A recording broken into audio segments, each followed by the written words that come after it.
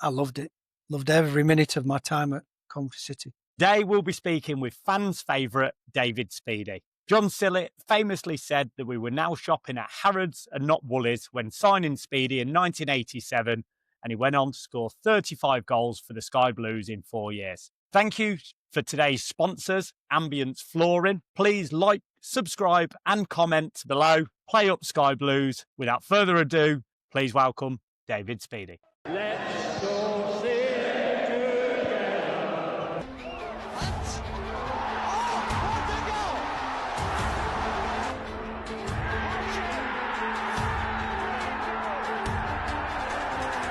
Gus Harmer scores!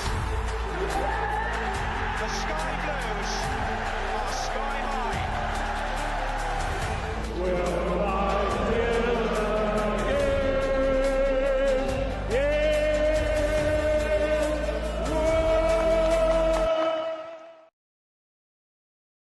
Thanks for joining us and welcome back. David has got his book out, The David Speedie Story. I'm not the best journalist in the world and haven't read it, and I don't think you have either. Not read all of it yet, just read a few bits. But they like it, publishers like it, people that have read it already like it. I've run out of numbers how many newspapers have interviewed me about it, so must be doing something right. I will plug the book at numerous occasions during the podcast. Get onto Amazon, buy The David Speedie Story, and hear all about what you're about to hear about now and more. So it all started in Scotland, but you then moved down to Doncaster. Yeah. And started life as a minor. Yeah, when I left school, I didn't get taken on as an apprentice with Barnsley, so I had to spend 10 months down the pit, and eventually they offered me a contract. So, yeah, I was signed for Barnsley as a schoolboy when I was 15, but they didn't take me on as an apprentice, and I had to find a job. So my dad got me a job down the pit with him, which wasn't very nice. It's the worst experience in my life. And it teaches you to try in life. There's no way I was ever going to go back down there again. I was always going to be successful at something, whether it be football or some other industry. I don't know what I was going to do, but it certainly wasn't going back down the pit. And do you think it made you appreciate life as a footballer more? Yeah, it makes you try a bit harder as well. Not that I could try any harder than I did, because every game I played from a young boy, 15-year-old with Barnsley, I gave 100%. And Alan Clark, the manager at Barnsley, gave me a day off and took the rest of the squad down the pit where I used to work, just to show them what it was like, because he pointed me out as being a trier. And if you all tried as much as David Speedie, would be getting promotion. And we actually did get promoted with Barnsley, with Alan Clark and Norman Hunter. One of a lot of promotions. So you played about 23 games, I think, for Barnsley. Which is why I left, because I wasn't getting enough first team game time. So I knew there was clubs watching me. So when Billy Elliott came in, not the dancer, Billy Elliott, the manager, England, ex-England international, he brought me up to Darlington, where you wouldn't think it, but it was a great club. I mean, they've got a new stadium now, but it doesn't belong to them. We played at Feetham's, and we had 2 great seasons I had there.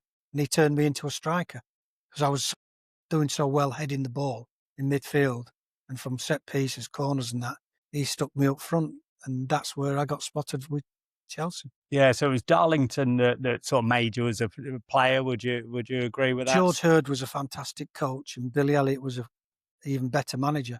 So they transformed my footballing career, and I, thank them to this day for what they did. And then it was John Neal, I think, at Chelsea, who came in for you, paid 80,000 in 1982. Yeah. And from up north, from the pits down to Chelsea and the bright lights of London. I did a lot of travelling in them few years, but it wasn't great when I first went to Chelsea. The first season was a nightmare, and we just avoided getting relegated. But we didn't. We stayed up. They brought some new players in, Kerry Dixon, Pat Nevin, Joe McLaughlin, Eddie Nidzwiecki, and then Joey Jones, God rest his soul, he died recently. He came in with Mickey Thomas. We had a great squad, plus the players that were already there that John Neal and Ian McNeil kept. And I think it's you, Kerry Dixon in particular, and Pat Nevin that will be remembered as a trio at Chelsea that certainly scored a lot of goals in that time. We did. We had myself and Kerry. We didn't get on straight away. We had a little altercation before I got my point of view over and he got his over. But John Neal called us in and said, "You don't know what you've got. between you, you're magic. And we both shook hands and we've been best of friends ever since. Four great years.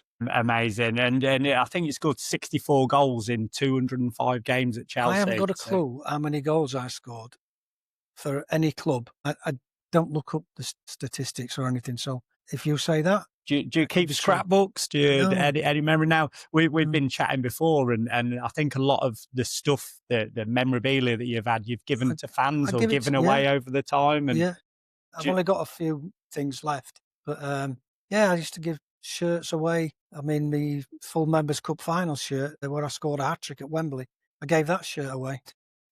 Don't know why, but I did. That's just the way I am. I appreciate the supporters. Every team I played for, the supporters, for me, they've been brilliant. And all things that you could maybe be selling now, or the players. Did you say someone sold their shirt for? Kerry Dixon, I think, sold a shirt to the Chelsea Museum for a substantial amount. Yeah, and was that one of the most memorable times for you at Chelsea? The cup final win. I think you were the first player to score a hat-trick at Wembley since Jeff Hurst in 1966 in a nobody mentions game. that anymore. Anything prior to Sky Sports doesn't exist. That's the way I see it. But, football's emerged into a multi-global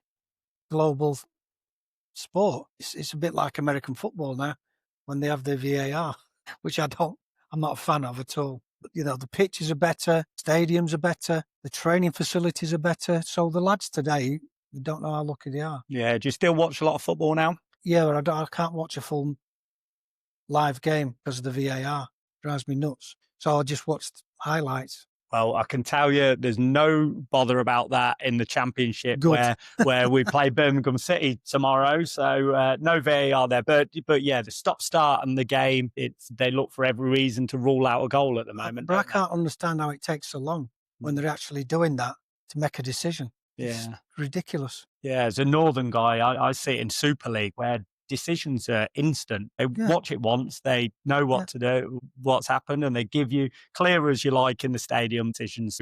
Something that Coventry will have to deal with when we're in the Premier League next year. Hopefully.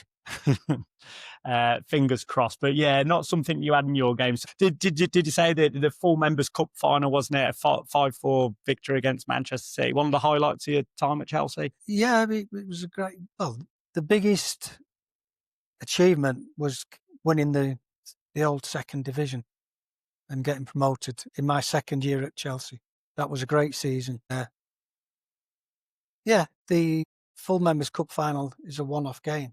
The season we won the league was more important than that. That was more of an individual thing, whereas winning the league got us into the top flight, and we stayed there as long as I was at the club. But when I left, they got relegated.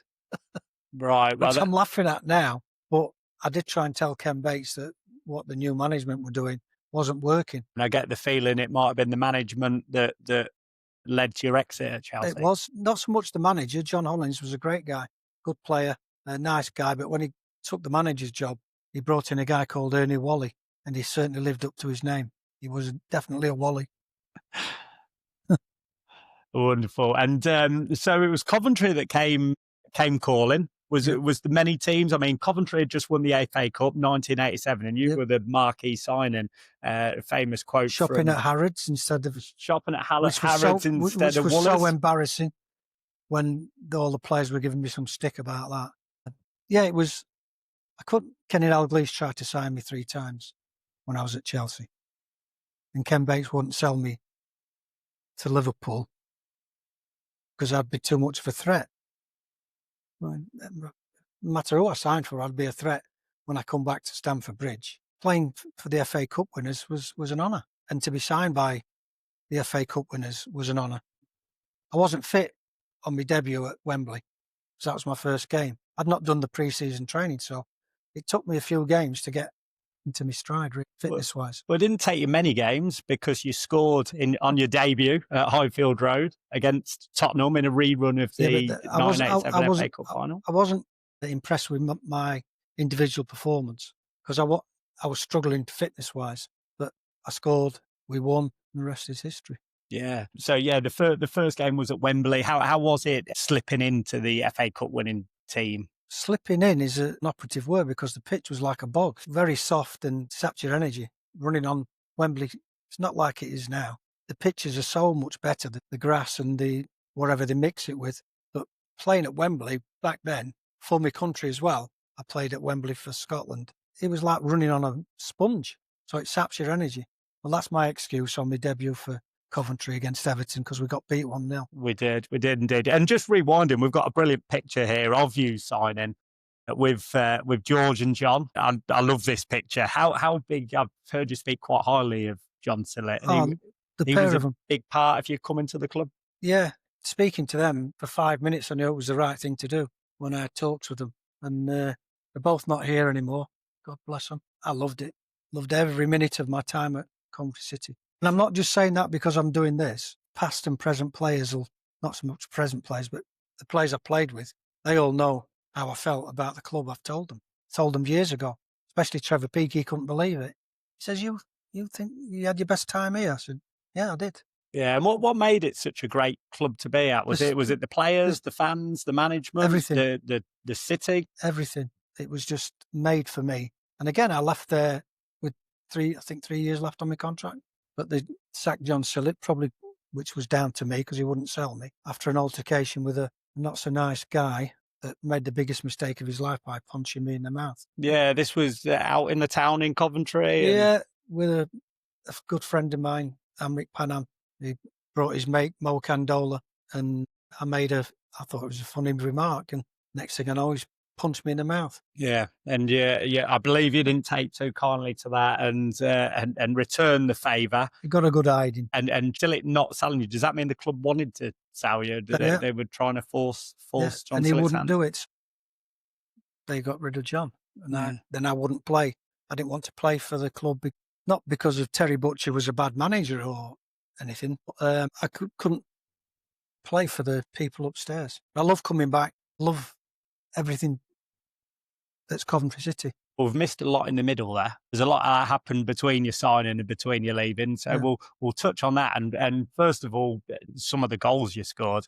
You were one of my first ever heroes of when I was 7 or 8. You were at the club, and my dad used to take me down Bedworth Park and try and teach me to chip like David Speedie. Did you really? He did, yeah. And it was easy at the time because the goalkeepers were about 4 foot and he used to score a lot of goals. That's not quite as easy against a 6 foot goalie. Was that something you practiced? Used to do it in training. Chip Steve Grizovic and he's 8 foot nearly. If you see the goalkeeper off the line, you do it. I mean, I've scored from 40 odd yards. I remember a goal I scored at QPR, a volley from 40 yards out. Straight. Was it that over Seaman's head, I think? Was it? It might have been Seaman. It could have been, yeah. I don't know. Was it when I was playing with Coventry? Yeah, there is certainly one with QPR that you'd scored from about. I remember that goal because I tell every goalkeeper, stay on your line. And they were looking at you in the tunnel. What are you on about? And some of them knew why I was saying that. I love chipping keepers because it was the ultimate piss take, really. A striker or a midfield player, practice it in training and you do it on the... And one was your Scotland teammate, Brian Gunn. I think 2 or 3 times you might have chipped one past him. I had a season ticket for chipping Gunny, especially in training with Scotland. Have you got a favourite goal for Coventry? Is the one that stands out? I've watched some goals of yours, and there's 5 or 6 chips that are contenders. A couple of headers as well, because you're 5'7" and a great header of the ball. There's a couple of headers you scored that were behind you, and you had so much power on them. I mean, what did you spend more time practicing? You're chipping or you're heading? Maybe no, about the same. But we used to do crossing and finishing, so I would be heading or volleying, chipping. I remember breaking Steve Grizovic's nose. One of a few times, I think. Yeah, and he was going mad. I scored as well, but my follow through caught him in the beak, and he was chasing me around the training ground because I said, I think it's improved your nose. So that was in training as well. Well, hopefully you'll catch up with Oggy tomorrow at the Birmingham game and be careful. We'll reminisce. Gentle giant. A great servant at the club, Oggy, and for his years at the club, his coaching time and commentator. So hopefully you'll catch up with him tomorrow. Who are your good friends from your time at Coventry? Everybody. that played in that team. We still keep in touch with a few. There's a lot going on behind the scenes that people don't know about, which will involve quite a few players that I've been doing for several years now. But I can't talk about it until it's sorted. Right. Okay. Big news coming. I'll get that when we're off there. Couple of games I want to talk about. We mentioned hockey. I was a goalkeeper myself. David Speedie was a goalkeeper for one game. Yeah, we drew 1-1 in the second half at Millwall. I remember that because I caught more balls in that second half than he had done in the whole of the season. So I've given him some stick about that. But yeah, we drew 1-1. 3-0 down at half time. I was going to say it was a 4-1 defeat, wasn't it? And you come on at half time. Was he injured? Was he, Algie? Yeah, he got injured. And I would have actually saved it if I'd have tried. Yeah, I thought it was going wide. I thought it was going right. But yeah. I went shouted wide and it flew in the top corner. Yeah. Yeah. A lot of these things that you don't see in the modern game. I used to love it when outfield players went in goal. The chips and goals with headed crosses, wingers, you benefited a lot from Dave Bennett on one side, David Smith on the other. So many crosses coming into the box for you and Big It's Cyril not just my goals, my headers. It was their ability to find me. So, I have to give a lot of credit to them too for most of the headers I've scored over the years. And I'm going to go, we've got 2 questions. I'll skip ahead on these. Phil Mann asked, who was your favourite strike partner? At Coventry, Big Cyril. I've still got him on my jacket everywhere I go. Badge of Cyril Regis. He was a great friend. Yeah, and a great player. The old... He's my minder. I remember him dragging Dave Bennett off me at Sunderland when he pushed me over the hoardings because I'd shoulder charged him. Yeah. That sticks in me. Who was the first? Gary Bennett, rather. Gary Bennett, yeah. Wasn't he? Yeah, well, Dave's brother. Dave's brother, yeah. And he pushed me over the hoardings and the crowd was smacking me around. And who was the first on the scene? Cyril, straight in. Got him off. I got sent off for that. You did. I still can't believe to this day, because I've seen it back. People play it all the time to me on YouTube and stuff. And I still can't believe that I got sent off. I thought the same. It was a shoulder charge. Could have done with VAR, maybe. They'd have overturned it.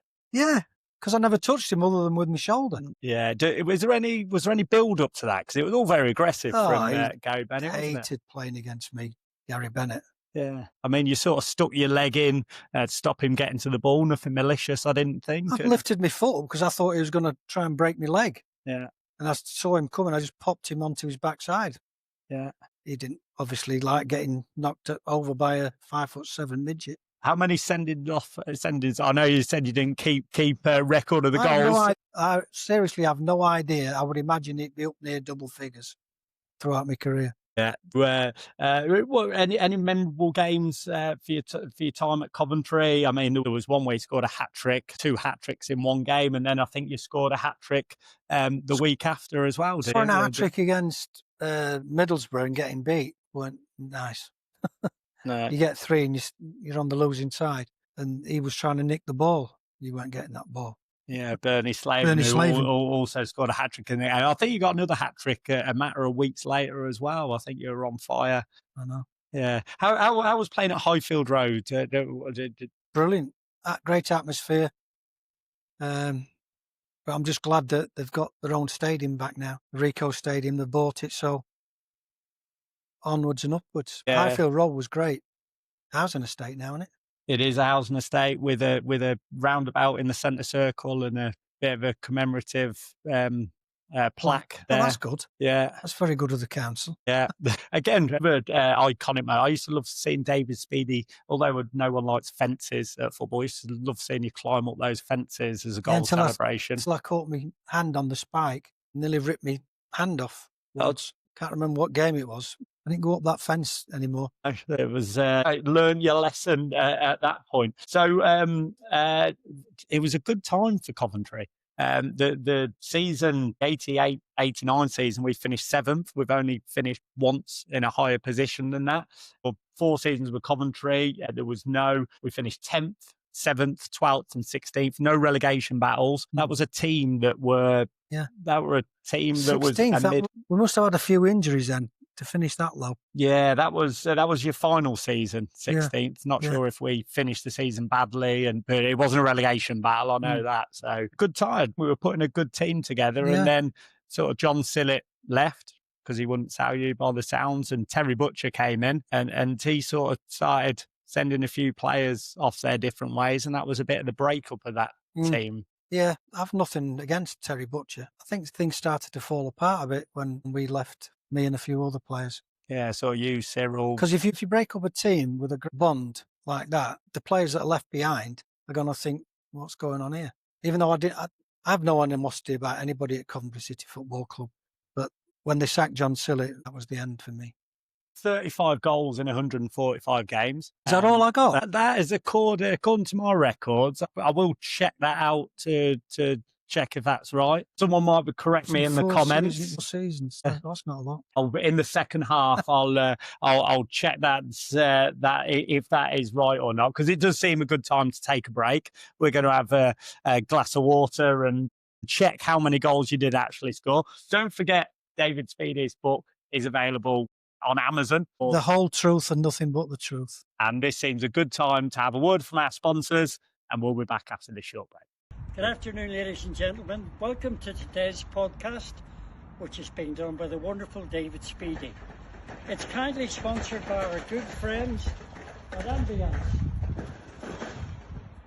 with Clayton Tegan, Brian Tegan and Perry Tegan all working for the family business doing flooring and tiling. They're wonderful supporters of the Coventry Former Players Association, and also wonderful supporters of Coventry Rugby Club. Enjoy the podcast. Thanks for viewing. To the Tegan family, thanks for supporting my podcast. Brian Tegan was my hero when he played for Chelsea in his own lunch break. Thank you very much for all your support. David Speedie. Who do you think you are kidding, Mr. Hitler, if you think we're on the run? And welcome back to part 2, where a couple of things have happened in the break. In fact, the break was a lot longer than the 5 minutes, Dave Speedo, that we were intending, because you've got yourself a Guinness. Yeah. Or you've been brought a Guinness by Sarah. It is 0%. All free. I will say it has been confirmed that you scored 35 goals. That's ChatGPT as well as Wikipedia now. How many did I have disallowed? I thought I'd scored more than that. 35 goals, still a good return. And you told us a couple of brilliant stories, the first of which I will allow you to recite, which is a bit of time with John. And thanks to Phil White for our brilliant photos at the back here. You had a lot of time for John and George. I can tell that. One particular training pre-season in Spain. It was the end of the season. They took us away somewhere in Spain. It was scorching. And we got there, went out, me and Smudgy, my roommate, Kev Smith. We didn't get in till gone 3 a.m. And we were training the next day, and we slept in. And George Dalton banging on our door. Gaffer's going mad, you two get changed and get down to the training ground. So we did. We were still drunk. Well, I definitely was. And we were doing, get it up to the front man, lay it off, knock it wide, get a cross in. I've totally missed the ball completely, trying to knock the ball out wide to the winger. And he sent me off. So I went back to the hotel and got back into bed. And Smudgy came back a couple of hours later, says, Gaff wants to see us. We're in deep trouble. I went, deep trouble? We shouldn't even be here, because the club were getting paid for playing this game abroad. I think we were in Spain. Anyway, Smudgy goes in first, comes out after 10 minutes. He's been given a roasting by John Sillett. I went in. 3 hours later, I came out, pissed as I knew, after drinking a few bottles of champagne with John Sillett, because I told him, don't bring me away from my family and not expect me to go and have a few drinks, and then expect me to train the next day. That was one of the reasons we got on so well. Because I told him exactly, we're not going on holiday with his family. You're taking us away, and the club are earning money on it. And that, ladies and gentlemen, is what happens when you shop at Harrods instead of Woolies. Shot, yeah. You get the players. I'll never live that down. Drinking the champagne. Brilliant. But it's so sad that it came to an end. Terry Butcher moved you on to Liverpool, and Kenny Dalglish, who'd been trying to sign you a couple of times at Chelsea, finally got his man. Third time lucky, he told me. So and went to Liverpool and scored on your debut at Old Trafford. I think you might have got a couple in your next game. 6 days later at Anfield, playing Everton at home. So good start to the Liverpool career. One header, one side foot volley. I got 3 actually, but I didn't claim the first. Well, they don't give it you now. I tried to get out the way of a Jan Mulvey shot, and it hit me on the heel and looped over. Was it Neville Southall? Everton back then? Could have been Southall. And I didn't claim it, but I actually got 3. And we won. And- It's a good start in 6 days, 3 goals. So I was a hero at Liverpool from the first week. That's a brilliant start. I mean, you only lasted 14 games there. I didn't play that many. I think I started 10 or 11 games. I was on the bench a couple of times. Kenny packed in after my 3rd or 4th game because of the pressure from the Hillsborough disaster. He couldn't handle it anymore, so he took some time out, which was probably the sensible thing for him and his family. And then Graham Souness came in, I think, and You're going to try and get me swearing? well, you may as well take the opportunity as you're allowed on it. Graham Souness, is he on your football hate list? Yeah. I don't like him. I didn't like him from the first day I played with him, which was against England at Hampden Park with Scotland. He was on my back all the game, and I'm getting kicked lumps out of by the likes of Viv Anderson and Terry Butcher, and he's giving me stick, and I'm not getting in. I wasn't getting enough of the ball anyway, because I like the ball, get it up front, get the pieces, bits and bobs, but no. So, well, while we're on Haley, we may as well get a few out of you, getting it off your chest. I don't know if it's in the book. Is there anyone else in the book that gets a bit of the David Speedie wrath? Ferguson's another Sir one. Alex. You only have to listen to Roy Keane to understand what he's like. And I'm the type of person that speaks my mind. I've always been taught to speak your mind. Don't hold back. So I did. And it's in the book. In the book. Available from Amazon, all good bookshops, and some rubbish ones too. The truth and nothing but the truth in there. We'll see if we can get another couple of footballers out who David Speedie doesn't like. But you moved on to Blackburn, and that was really the new era of Blackburn. And then the beginning of better things for the club. But I mean, they're not in a great position now. But we got promoted in my first year there. And Kenny had took over as manager after 4 or 5 games to start the season. Didn't start well. And Jack Walker brought Kenny in, and it was full steam ahead. Scored 26 goals in 33 games, I think, for Blackburn that season. How come you've got the stats for that one? Because somebody recently told me that I scored 26. I said 26 goals. League goals? He went, no, cup goals as well. So that you are dead right about 26 games. Wasn't quite as prolific as in 26 goals, sorry. Wasn't quite as prolific as 33 games, 43 games, 26 in 43. Well, I was told league games. And got Blackburn up from the 2nd division? Yeah, through the playoffs. Who did we play in the playoffs? Leicester City. I got a penalty. Steve Walsh still says it's not a penalty to this day. Because eventually I played for Leicester. So we were teammates. And that was the first thing they all said, was that was never a penalty. And it's history. You can't do anything about it now. But we got promoted with Leicester as well. And a promotion with West Ham, I think, as well. Yeah, well, I was on loan there at the end of the season when I was floating in and out of teams. I actually played for Birmingham on loan, so they'll be there tomorrow.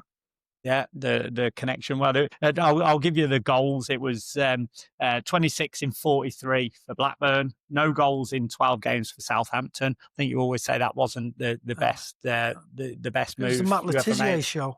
Is he on the list? No, he's a good lad. I like Matt. But me and Kerry need the ball as quick as possible, and Matt would have to beat 3 or 4 players before you get a pass off him. So we didn't bond as a team there. So I just went out on loan. Yeah, went out on loan to Birmingham. 2 goals in 12 games for Birmingham. Did I? 2 in 9 at West Brom. Did I? I don't know who scored for West Brom either. 4 in 11 at West Ham. Ozzy Ardiles was manager, I think, then. Trained for 4 hours a day. I was knackered by Saturday. So that was one of my worst experiences, was playing for West Brom under Ozzy Ardiles, who was a world-renowned superstar, but wasn't a good manager. Who was the best? Who will go with the best and the worst? Best and worst managers you played under in your time? Well, there's a few great managers. John Sillett and George Curtis. John Neal, Billy Elliott, Kenny Dalglish, I would say was great. Brian Little at Leicester, he was very good. Not many bad managers, but trying to run the club the wrong way, a few. What could I say was bad? I haven't got any bad things to say about managers. It's mainly coaches that, because you asked me about coaching earlier, I could never be a coach. Never. Yeah, not something you've gone to do. Well, I'll finish it. It was 14 goals in 42 games at Leicester. And then you retired through injury. Yeah, I snapped my medial collateral ligament, but I was still playing with it, and I didn't find out until the start of the next season that I'd actually snapped my knee ligaments. So I was still playing with one ligament from the inside of my knee totally snapped. So, idiot. Yeah, and that was you just battling through the... Yeah, just put a strapping on it. It'll heal up eventually. They don't heal them things unless you have surgery, where they have to knit them back together. Smudger asked me to play for, I think it was Crook Town he was managing. So I had played a couple of games. I think I got sent off my first game. Crook Town and all these other non-league clubs that were... Colin Pates asked me to play for a team he was managing that was down south. So, like an idiot, I did. It's not done me any good in later life. I ache in places I think I don't. Well, you had 10 caps for Scotland as well in the middle of all this. The first one in May 1985 against England, a win against England, I think. Yeah, Richard Gough header, Souness on me back for 90 minutes. Apart from that, it was good. But does that make the game not enjoyable? I mean, that's an understatement. Because it should be, I would have thought, Scotland debut at Wembley. And we're beating them. It's not just a lucky win. We were doing really well. Deserved to win by even more. And you've got him on your back. That's not what a captain should be doing. He should be encouraging people, especially I'm making my debut. But he's not. He's giving me stick. So I never liked him. From that day. It's a shame. I mean, there was only 2 defeats in your 10 games as well. 4 wins, 4 draws. Yeah. A decent time. And I didn't start all the games. I was on the bench a couple, 2 or 3 times. But the good thing is, when I left Liverpool, he played me in midfield and we were playing Tottenham at Anfield.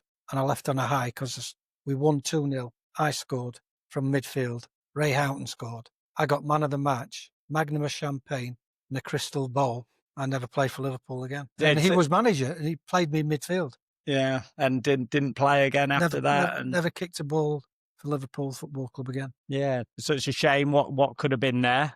So what did few non-league games? What's life after football brought for David Speedie? Oh God, frustration, the camaraderie, you miss all that. It's really depressing when everything that you've been used to for 19, 20 years is taken away from you.